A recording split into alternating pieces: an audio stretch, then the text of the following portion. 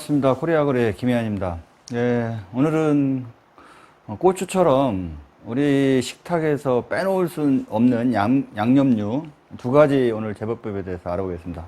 첫 번째, 마늘, 양파를 같이 해서 거의 마늘, 양파 재배하는 데는 실은 많이 다르지 않고 비료의 사용량 정도만 조금 바꿔주시면 재배하는 데 전혀 문제가 없기 때문에 오늘은 마늘과 양파를 동시에 재배 매뉴얼을 설명드리도록 하겠습니다. 자, 마늘 양파는 실은 먼저 아셔야 될 게, 물론 뭐 밑거름을 쓰고 웃거름을 쓰고 그 다음에 뭐 병해충을 어떻게 방지하고 뭐 이런 것도 중요하지만 마늘 양파를 재배하는 데 있어서 그냥 전체적으로 포션을 보면 처음에 정식에서 마늘 양파는 겨울을 나야 되는 작물입니다. 그래서 겨울을 나고 일정 기간 그 저온의 형성이 돼야 마늘은 쪽이 형성이 되고 양파 같은 구가 잘 커지는 그런 형태가 되기 때문에 겨울을 난다고 하는 것은 결론적으로 겨울을 나기 직전에 뿌리를 잘 내리고 초기에 활착을 잘해서 겨울을 맞을 준비를 잘 해야 된다는 겁니다. 이게 가장 중요한 거고, 두 번째, 그럼 겨울을 잘 났습니다. 났는데 봄에 2월 달에 해동을 하고 나면 그 당시에 해동을 하고 나서 생육이 완만하게 가야 되는데, 또 그리고 또 이제 서립, 예를 들어서 꽃샘추위가 있고 그 다음에 겨울에 얼었다 녹았다 하면서 뿌리가 잘 못 내린 이제 서립발 피해라고 합니다. 그런 경우가 생기면 실은 활착이 늦어지고 입수 확보하는 데 굉장히 불리해집니다. 그래서 해동기 이후에 집중적으로 해야 될 일, 그리고 또 이제 3월, 2월 하순 지나서 3월 상순이 되면, 3월 초가 되면 이때부터 보통 4월 초까지 주로 마늘과 양파가 하는 일이 어떤 일이냐면 뿌리를 잘 내리고, 이것도 중요하지만 잎수를 확보하는 겁니다. 양파 같은 경우는 잎수에 따라서 잎이 10장이냐, 쉽게 해서 겉에 나와 있는 부분만요, 10장이냐 12장이냐에 따라서 양파의 사이즈가 다르고, 마늘 같은 경우도 잎수에 따라서 실은 마늘의 그 통 크기가, 구가 나름대로 많이 차이가 나게 됩니다. 그래서 3월 달에 주로 할 일은, 4월 초까지 할 일은 잎수를 확보하는 것이다. 그러고 나면 통상적으로 이제 그 4월 중순이 되면 이제 온도가 올라가기 시작하죠. 그리고 이제 온도가 올라가면서 햇빛도 길어집니다. 햇빛도 길어지고 온도가 올라가게 되면 비대를 본격적으로 시작을 하게 되는데, 문제는 마늘 양파의 특성, 식물적인 특성을 보게 되면 얘네들은 약간은 내한성 작물입니다. 그래서 통상적으로 적정한 그 재배 생육 온도가 약 18에서 20도 이 정도 사이이기 때문에 다른 작물에 비해서 다른 작물들은 보통 한 20에서 뭐 24도, 22도 이 정도쯤 되는데 약간 내한성 작물이다. 그러다 보니까 문제는 온도가 봄의 온도가 25도 괜찮습니다. 그러나 28도, 30도가 올라가게 되면 광합성에 문제가 좀 생기고, 양분 합성에. 그 다음에 두 번째, 고온에 입마름병이라든가 어떤 그런 장애들이, 이제 병 발생이나 장애, 생리장애들이 생기기 시작합니다. 그래서 과연 4월 중순 이후부터 고온기 때 어떻게 잎을 잘 유지하게 관리하느냐, 이게 이제 마늘 양파의 핵심으로 보시면 될 것 같습니다. 자, 지금부터 마늘 양파를 수확량을 많이 늘리면서 고품질의 저장성이 좋은 마늘 양파를 생산하기 위한 자재를 설명하면서 전체적으로 쭉 설명을 드리도록 하겠습니다. 자, 먼저 보시면 마늘 양파가 겨울을 나기 위해서 뿌리를 잘 내리는데, 이때 이제 가장 중요한 게 어떻게 하면, 뿌리는 어디다, 토양에 내리기 때문에 토양 관리가 가장 중요합니다. 그리고 또 더군다나 마늘 양파 같은 경우는 우리가 가장 대표적인 양념류 작물이다 보니까 전국적으로 연작을 안 할 수가 없습니다. 계속 연작을 하다 보니 녹균병도 많이 생기죠. 마늘 양파에 그 잎마름병 많이 생기죠. 균행병 많이 생기죠. 뭐 거기에 뭐 여러 가지 이제 응애나 고자리 파리까지 다 많이 나오는데, 이런 것들을 좀 토양 개량을 통해서 조금 줄여줄 수 있고, 그 다음에 조금 더 뿌리를 잘 내림으로 해서 겨울에 대한 겨울을 잘 넘길 수 있는 그런 기초를 하기 위해서 근본적으로 비료를 먼저 설명을 좀 드리겠습니다. 자, 여기 보시는 것처럼 연작장애를 극복하고 어떻게 하면 수확량을 좀 올릴 것인가. 연작장애를 극복하지 못하고 초기부터, 예를 들어서 마늘이나 양파가 뭐 해동 이후에 보통 마늘 같은 경우는 겨울을 들어가기 전에 잎수를 최소한 난지형 같은 경우는 4장, 5장, 6장 이상이 나와야 됩니다. 근데 활착이 안 되면 입수가 나오더라도 굉장히 가늘고 약하게 되죠. 또 양파도 마찬가지입니다. 본격적인 겨울을 들어가기 전에 너무 생육이 좋아서 나중에 추대가 될 수도 있지만 뿌리를 잘 내리고 짱짱하게 키워서 겨울을 맞이해야 그 양파가 봄에 제대로 잎을 내서 성장을 할 수 있는 겁니다. 근데 가을에 제대로 활착을 못하고 한 것들은 겨울에 반드시 동해 피해나 서리빨 피해를 볼 수밖에 없는 거죠. 그래서 토양 개량이 여기에 가장 중요하다. 그러면 그 토양 개량과 퇴비, 복합비료를 어떻게 사용할 것인가? 먼저 퇴비 부분을 먼저 설명을 드리겠습니다. 퇴비는 실은 일반적으로 사람들이 생각할 때 퇴비를 그냥 비료, 예를 들어 그냥 뭐 밑거름 비료라고 생각하는데 실은 퇴비는 어떻게 보면 땅심을 좋게 해주는 그런 역할을 주로 합니다. 그러면서 약간의 비료 역할을 같이 하는 거죠. 그래서 퇴비를 쓰는데 가장 중요한 거는 부숙이 첫 번째 돼야 됩니다. 부숙이 안 된 퇴비는 안 쓰는 게 오히려 낫다. 그래서 부숙이 잘 된 퇴비를 어떻게 쓸 것인가가 가장 중요하고, 제가 그런 부숙적인 차원에서 말씀을 드리면 저희는 이지방이라는 실은 발효 개분을 주로 권장을 합니다. 발효 개분을 권장하고요. 그 다음에 더블이라고 해서 쉽게 얘기해서 해조 추출물 뭐 이런 것들을 쉽게 해서 요즘 가장 핫한 영양제가 해조 추출물입니다. 해조 추출물. 해조 내에서 하루에 보통 막 1m, 2m까지 크는 해조류들이 있어요. 그런 해조류를 보니까 이거 어떻게 이렇게 잘 클까 하고 바닷속 깊은 데서 유기물 넣었고, 그 다음에 물도 차가운데 얘네들이 하루에 1m, 2m 크는 걸 보니 분석을 해본 거죠. 그걸 짜서. 분석을 해봤더니 거기에 식물 호르몬, 비타민, 아미노산, 그 다음 뭐 이런 것들이 다양하게 있는 거예요. 그래서 이걸 식물에 주면 좋겠다. 그래서 그거를 금냉 건조시켜갖고 그 액기스를 짜는 거죠. 액기스를 짜서 만든 게 저희 알게 제품, 뭐 켈프 제품, 이런 해조류 제품이에요. 그리고 그 해조류가 짜고 나면 찌꺼기가 박인데 그 박을 쉽게 얘기해서 퇴비처럼 발효시키고 그 다음에 다른 부식산이나 이런 것들을 섞어서 만든 제품이 더블인이라는 제품입니다. 그래서 저희가 하는 것은 그러면 더블인과 그다음에 이지방 둘 중에, 예를 들어 이지방 같은 경우는 발효 개분입니다. 발효 개분에 거기에다가 키토산 그리고 방성균 미생물을 활용해서 발효를 시킨 거죠. 발효를 시켜서 만든 제품인데 두 개를 다 쓸 필요는 없습니다. 두 개를 다 쓰면 좋겠지만 그럼 비용이 너무 많이 들어가기 때문에 구분을 한다면 퇴비 대용으로 얘네들을 사용합니다. 퇴비를 전혀 사용하지 않고 쓰는데, 구분을 한다면 예를 들어서 발효개분을 쓰는 지역은 가급적이면은 약간 산간지역, 중산간지역, 약간 춥고 그 다음에 춥고 또 그리고 또 유기물이 좀 적은 지역, 그리고 모래 토양인 지역, 뭐 이런 지역 같은 경우는 이 이지방을 권장을 하고요. 그 다음 그렇지 않고 나머지 지역들은 이제 남쪽, 저희가 볼 때 이제 예를 들어서 전라북도 이남 지역, 뭐 이런 정도 지역들에서 마늘 양파를 재배하시는 분들은 뭐 더블이를 사용하시는 게 좀 권장을 드립니다. 그리고 유기물이 풍부한 지역, 그 다음에 어떤 나름대로는 좀 초기에 활착이 좀 안 되거나 연작이 조금 심한 지역에도 더블인을 좀 더 권장 드립니다. 나머지 그 연작 장애를 감소시키기 위한 게 이제 통상적으로 쓰는 것들이 우리가 토양 개량제를 주로 사용합니다. 토양 개량제를 사용하는데, 토양 개량제도 저희는 잘 아시는 것처럼 나라바이오에서 나오는 땅 부자가 있고요. 그 다음에 하이그린이라는 제품이 있습니다. 아까 말씀드린 연작 장애. 자, 연작 장애가 뭐냐면 잘 아시는 것처럼 우리나라는 농토가 굉장히 협소합니다. 그러다 보니까 집약적인 농업을 해요.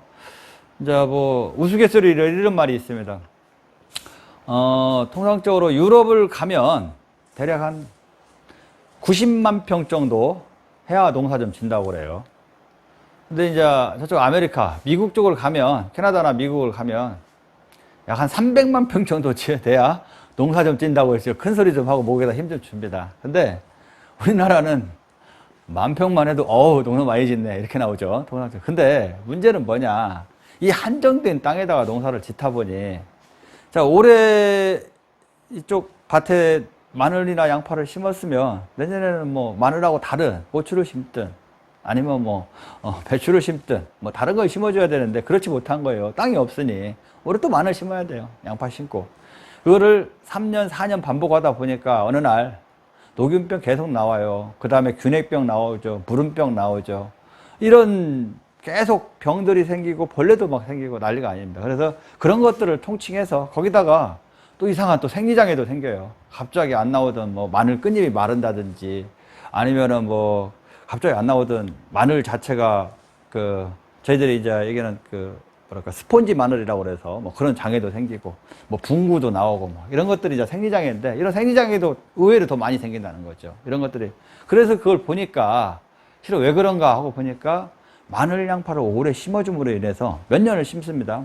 그러면 아까 말씀드린 대로 마늘이나 양파가 토양의 뿌리를 뽑고 내려가면서 땅을 파고 들어가는데 그때 윤활유가 나온다고 했죠. 그 윤활유가 마늘 자체의 특이한 유기산입니다. 윤활유를 나와야 땅을 잘 파고 들어갈 거 아니에요. 근데 그런 과정에서 유기산이 토양에 자꾸 많이 남는 거죠. 남다 보니까 그 마늘의 유기산, 뿌리 근산이라고 그래요. 근산이라는 건 뭐, 그 다음에 양파의 근산. 얘네들이 좋아하는 병원균들이 모이게 돼 있어요. 병원균들이 모여서 나중에는 토양 자체가 산도도 안 맞고 산성화되고 그 다음에 염류는 높고 이러니까 어떤 병원균들이 만연하게 되는 게 결과가 오는 겁니다. 거기에 또 심하게는 연작을 계속 하니까 마늘이 좋아하는 미네랄들을 다 먹어요. 근데 우리 넣어주지 않죠. 마늘은 10년, 20년씩 재배를 하면서 그러다 보니까 나중에 이제 미네랄 부족 현상이 오거나 아니면 생리장애가 발달을 많이 하게 됩니다. 이게 이제 어떤 연작장애라고 보시면 돼요. 그래서 그 연작장애를 해소, 뭐 100% 해소할 수는 없지만 연작장애를 최대한 극복할 수 있게끔 해줘야 실은 마늘 양파의 품질 좋은 마늘 양파를 많이 생산할 수 있다. 이게 근간이라고 보십니다. 그래서 반드시 어떤 퇴비는 좀 적게 쓰시더라도 토양 계량제를 사용하시는 것이 어떤 농사를 잘 짓는 그런 방법 중에 하나라고 노하우라고 보시면 될 것 같습니다. 자, 그래서 저희가 설명드리고자 하는 토양 계량제, 연작장애를 해결하는 제품으로는 저는 땅부자와 저희 하이그린을 설명을 좀 드리려고 합니다. 자, 땅부자라고 하는 것은 잘 알겠지만 나라바이오에서 만든 유황과 천매암을 이용해서 만든 유기농 자재입니다. 하이그린은 감남암이라는 그 규산과 마그네슘이 많이 함유된 암석에다가 미량 요소를 넣어서 만든 제품이 하이그린이에요.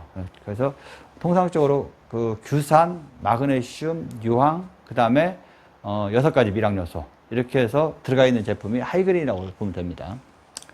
복합 비료만으로는 수확량을 올릴 수 없다는 것을 이제 말씀을 드리는 거예요. 여기 보시면 식물이 물에서 뿌리에서 비료를 말아 올리죠. 물에다가 말아서 먹죠. 먹고 그다음에 햇빛을 보고 탄수화물이라는 걸 만드는데 이 탄수화물이라는 걸 만들어서 동화작용을 해서 탄수화물을 만들어서 실은 양분 합성을 하는 거죠. 그 과정에서 필요한 게 실은 질소인산가리는 이미 뭐 빨아 올린 건데 그 과정에서 필요한 것이 미네랄과 미량요소입니다. 실은 그게 미네랄과 미량요소로 되어 있는 제품이 하이그린이고요. 그래서 아무리 비료를 많이 주어도 농작물의 수확이나 품질이 안 늘어나더라. 그래서 뭘 줘야 돼? 우리가 뭐가 부족한 거냐? 그래서 연구를 해본 결과 미네랄과 미량 요소가 있어야만이 제대로 먹어진 비료, 그 다음에 햇빛을 보고 만든 양분 이런 것들이 잘 합성이 돼서 수확량이 늘어나더라. 그래서 지금까지 기초에 복합 비료를 뭐 2포 주던 걸 5포 줬다고 해서 수확량이 늘어나냐? 그렇지 않다는 거죠. 지금은 복합비료 2포 줬던 걸 1포 반을 주고 오히려 하이그린처럼 된 미량 요소를 주어야만이 수확량과 품질이 늘어날 수 있다. 이런 차원에서 하이그린을 말씀을 드립니다. 하이그린은 이제 뭐 사용해야 하는 그런 마늘 양파 밭. 맨 처음에 정식에서 뿌리에 활착이 좀 늦거나 발달이 좀 안 좋은 경우, 그런 경우. 그 다음에 유난히도 마늘 같은 경우는 보통 한 3월 말쯤 되면 시작합니다. 3월 말쯤 시작해서 4월달 비대가 되는 시점이 되면 유난히 잎마름이 심해요. 그런 밭. 그 다음에 양파 같은 경우는 양파의 비대가 통상적으로 이제 한 4월 중순 정도 이제 되면 양파 비대가 본격적으로 이루어지는데 이 비대되는 시점에 잎이 잘 마르거나 끝이 마르는 밭. 이런 밭들에서는 하이그린을 쓰는 게 좋다. 그런 밭들은. 그 다음에 일반적인 작물을 재배해도 마찬가지인데요. 마늘이 이제 통통하고 커야 되는데, 통통하게 잎이 두껍게 커야 되는데, 가늘게 길게 크는 거. 이제 입에 신장 잎만 길어지는 그런, 마늘 있는 경우, 그 다음에 양파도 마찬가지로 양파의 인경이라고 그러죠. 인경, 잎 자루 쪽에서 자루가 뿌리와 양파와 사이가 굉장히 두껍고 짧아야 됩니다. 그리고 잎과 잎 간격이 촘촘하게 나와야 되는데 그렇지 못하고 길게 빠지는 경우, 이런 경우들이 왜 그러냐, 양분의 밸런스가 안 맞고 뿌리가 안 좋다는 얘기거든요. 그렇기 때문에 그런 토양에 하이그레인을 썼을 때 양분의 밸런스를 맞추면서 뿌리 발달과 강합성을 좋게 해준다, 이렇게 보시면 될 것 같습니다. 그래도 엔텍이라는 비료는 실은 질산화 억제제인데요. 뭐 질산화 억제제를 다 설명하기 그렇고 저희 이제 홈페이지 들어가서 보시면 될 것 같고, 엔텍이라는 비료의 가장 특징적인 질산화를 억제함으로 해서 효과적인 게 있습니다. 첫 번째는 식물이 다른 비료에 비해서 약 한 8에서 12% 잘 큰다. 잘 큰다. 그게 중요하고요. 그 다음에 두 번째, 인산을 비롯한 나머지 미량 요소를 잘 흡수를 한다. 그래서 식물 뿌리가 잘 내리고 생리장애가 더 줄어든다. 그래서 뭐 예를 들면 뭐 마늘 양파의 끝마름증이 엔텍을 쓰면 굉장히 줄어듭니다. 그리고 겨울에 이제 활착도 좀 빨라지고요. 그 다음에 아까 말씀드린 가스나 이런 피해가 없다. 그렇기 때문에 엔텍이라는 비료의 그 장점이 그런 부분들이 있습니다. 한번 보시고요. 이제 밑거름을 사용하고 토양계량제, 뭐 하이그린, 그다음에 엔텍, 땅부자 뭐 이런 것들 사용해서 마늘 양파를 정식을 했어요. 정식을 하고 나면 얘네들이 통상적으로 뭐 양파는 한 일주일에서 한 열흘 정도 되면 이제 뿌리가 내리기 시작해서 활착이 돼서 뿌리가 내리기 시작합니다. 그리고 이제 마늘은 온도가 좋기 때문에 9월 달에 이제 주로 이제 정식을 하니까 뭐 한 3일에 4일이면 벌써 뿌리가 내리고, 그 다음에 뭐 11월 달 이전에 벌써 잎이 한 4-5장 잎이 현재 나오죠. 그것도 이제 본잎이 나와서 이렇게 가는데, 얘를 자체가 물론 그 겨울을 나다 보니까 좀 더 확실하게 뿌리를 내려야 됩니다. 특히 양파 같은 경우는 뿌리가 7cm, 8cm까지 내려줘야 돼요. 그만큼 내려지지 않으면 겨울에 동해 피해를 반드시 봅니다. 마늘도 마찬가지고요. 그래서 마늘을 너무 얕게 심으면 예를 들어서 나중에 일어나기도 하고, 너무 깊게 심으면 또 늦게 이제 잎이 나오죠. 이런 문제점이 있는 것처럼 얘네들을 이식대로 잘 했지만 또 어떤 토양 조건이나 공기 기상 조건에 의해서 문제점들이 있고, 그 다음에 겨울 나기 위해서는 좀 더 확실하게 뿌리를 내려야 된다. 그리고 생육을 좀 더 좋게 만들어줘야 된다. 우절하지 않게. 그래서 그거를 활용하기 위한 방법, 그리고 좀 겨울을 나기 전에 좀 모두싹을 활용해서 좀 병을 약간 방지하는 방법으로 저희들이 설명을 하나 드립니다. 보통 정식하고 나서 한 15일에서 30일 사이에 마늘 양파 상관이 없습니다. 30일 사이에 모두싹 40하고 아바나또 40을 사용해서 살포를 뿌립니다. 뿌리는데 여기에서 중요한 거는 흠뻑 뿌려야 돼요. 흠뻑 뿌려주고 나면, 해동하고 나면 확실하게 생육 상태가 다릅니다. 물론 뿌리고 나서도 생육이 좋아지지만, 뿌리를 잘 내리고 좋아지지만, 이 영양이 해동하고 나서 확실히 영향을 잘 주고, 그 다음에 겨울에 동해나 서리빨 피해를 거의 안 볼 수 있어요. 다 극복할 수 있다, 이렇게 생각하시고 모두싹 40, 아바나또 40을 혼용하셔갖고 흠뻑 주세요. 저는 심하게 좀 더 비용을 드린다면 여기에 누트칼도 한 20g 정도 넣어서 같이 흠뻑 세 개를 살포하면 더 좋을 것 같아요. 그런데 비용 측면이 있다 보니까 두 가지만 먼저 권장을 드리는데, 누트칼도 혼용하셔도 더 좋습니다. 그래서 이때 정식하고 나서 15일, 30일 사이에 쓰는 게 실은 나중에 뭐 예를 들어서 해동하고 나서 영양제를 서너 번 주는 것보다 이때 한번 살포하는 게, 흠뻑 한번 살포하는 게 훨씬 효과적입니다. 그래서 마늘 양파에서 제가 후기에 뭐 여러 배 가서 뭐 영양제 쓰고 뭐 알게 쓰고 심지어 뭐 쓰고 하는 것보다 오히려 이때 한번 써주는 게 굉장히 좋다. 제가 이건 경험담이기도 하고 실제적으로 이론적으로 그렇게 합니다. 그래서 마늘 양파에는 반드시 이 방법을 한 번쯤 적용해 보시기 바랍니다.